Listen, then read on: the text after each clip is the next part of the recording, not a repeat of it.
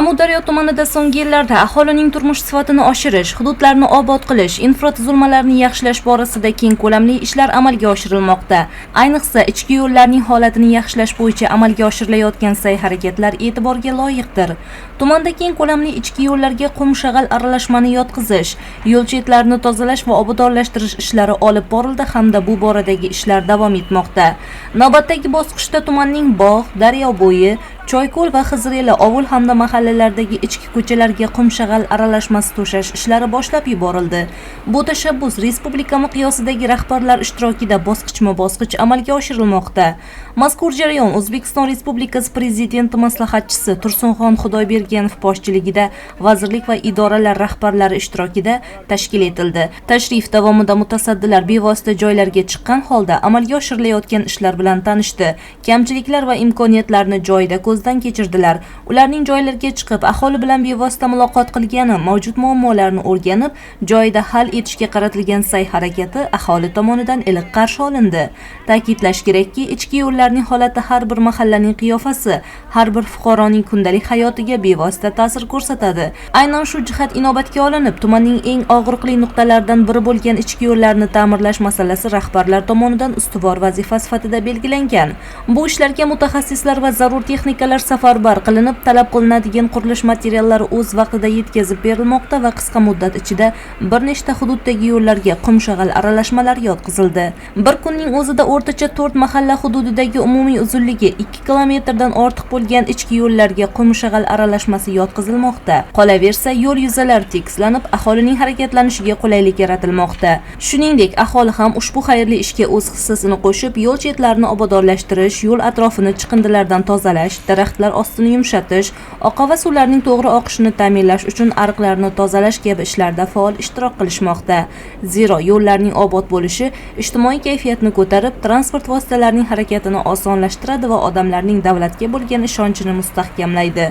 Uzoq yillardan beri ta'mir ko'rmagan, qishda loy, yozda chang-to'zon bo'lib qoladigan yo'llar endilikda aholi va transport vositalarining emin-erkin harakatlanishiga imkon bermoqda.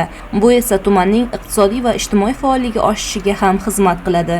Tumanimizda keng ko'lamda amalga oshirilayotgan ichki yo'llarni ta'mirlash ishlari, islohotlar amalda qanday natija berayotganining yorqin misolidir. Bu muhtaram prezidentimiz tomonidan ilgari surilayotgan inson qadri uchun tamoyilining amaldagi ifodasidir. Endilikda bu ravon yo'llar nafaqat manzillarni, balki ko'ngillarni bir-biriga bog'lab, xalqning orzu-umidlari ro'yobi, kelajakka ishonch sifatida muhim ahamiyat kasb etmoqda.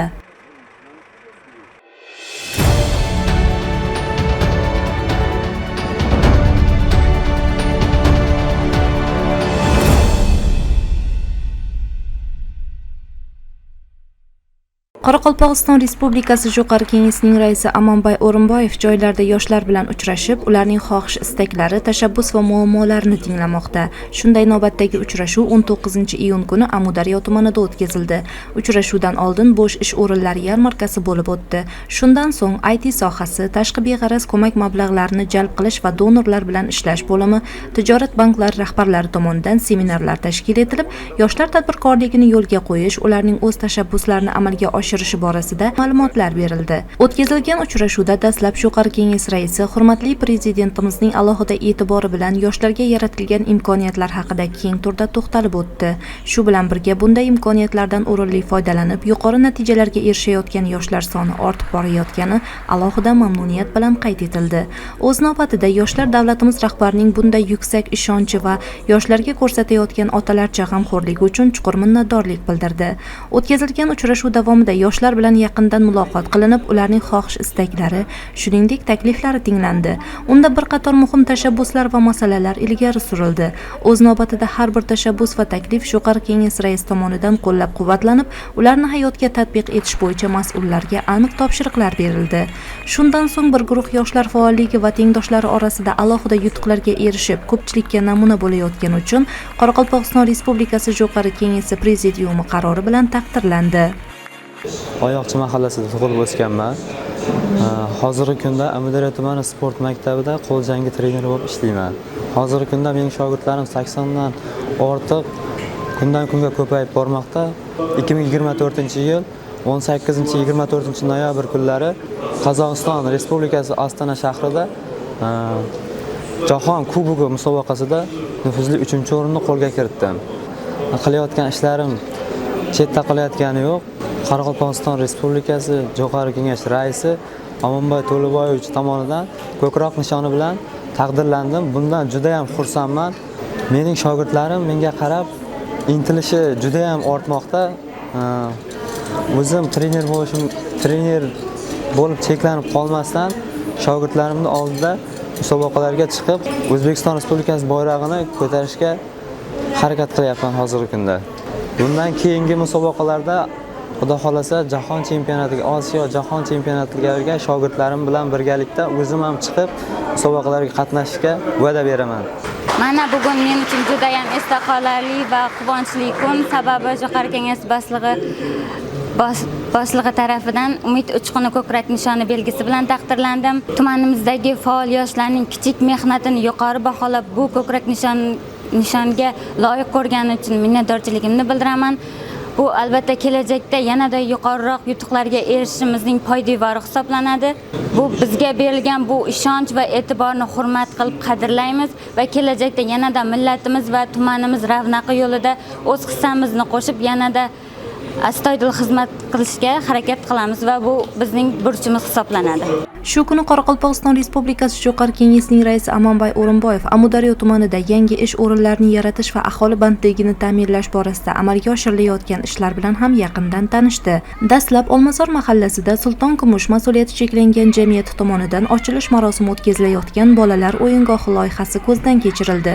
Shundan so'ng har birida 10 kishi o'rni yaratilgan Botir Xonqa mas'uliyati cheklangan jamiyati va Al-Kafil Business Plus mas'uliyati cheklangan jamiyatiga qarashli korxonalarning plastmassa idishlari ishlab chiqarish loyihalari 2 milliard so'mlik mablag'lar hisobidan 20 ish o'rni yaratilishiga erishilgan.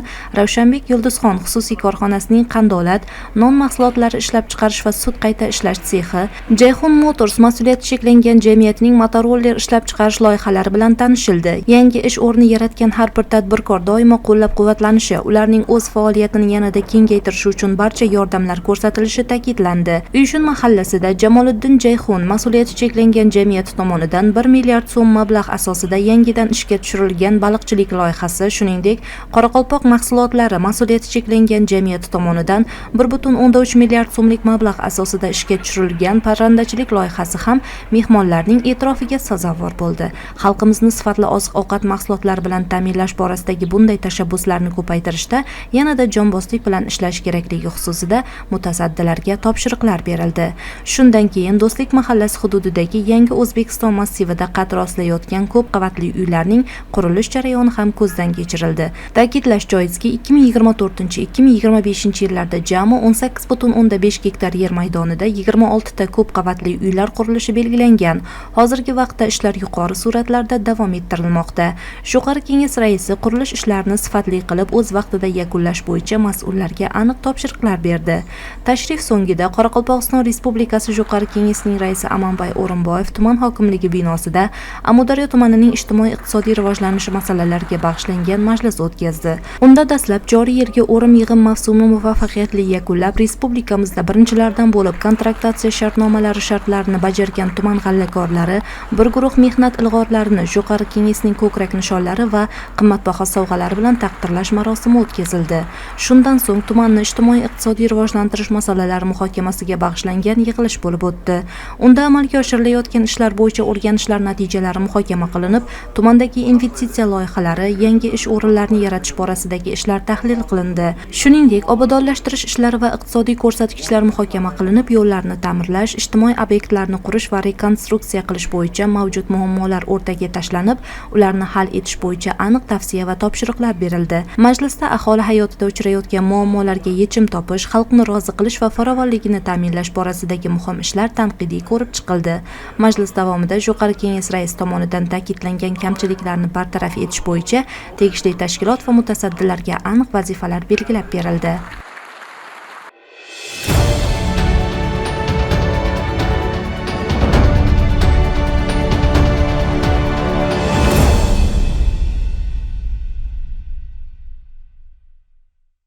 Mamlakatimizda olib borilayotgan ochiq va xalqchil boshqaruv siyosatining amaliy ifodasi sifatida joylarda tashkil etilayotgan sayyor qabullar fuqarolarning og'riqli muammolarini bevosita joyiga chiqqan holda hal qilish, aholining davlat idoralariga bo'lgan ishonchini mustahkamlashda muhim vositaga aylanmoqda. Amudaryo tumani hokimi Sobir Xo'jametov boshchiligida barcha soha rahbarlari ishtirokida Jumurtov shaharchasida o'tkazilgan navbatdagi sayyor xalq qabuli ham ana shu maqsadlarga qaratilgani bilan ahamiyatlidir. Uchrashuvda ovul aholisi, mahalla faollari, nuroniylar, yoshlar va xotin-qizlar faol ishtirok etdi. Sayyor qabul davomida fuqarolar tomonidan ko'plab masalalar, elektr energiyasidagi uzilishlar, yo'llarning yaroqsizligi, maktab va bog'chalar holati, bandlik, ijtimoiy yordam, nogironlik pensiyasi, uy-joy ta'minoti va boshqa sohalardagi muammolar ko'tarildi. Har bir murojaat alohida eshitildi va mas'ullar ishtirokida joyida muhokama qilindi.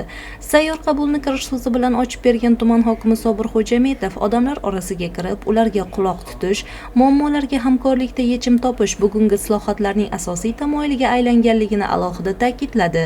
Uchrashuv davomida bir qancha murojaatlardagi masalalar shu yerning o'zida ijobiy hal etildi. Jumladan, bir nafar nogironligi bo'lgan fuqaroga tibbiy ko'rikka yo'llanma berildi.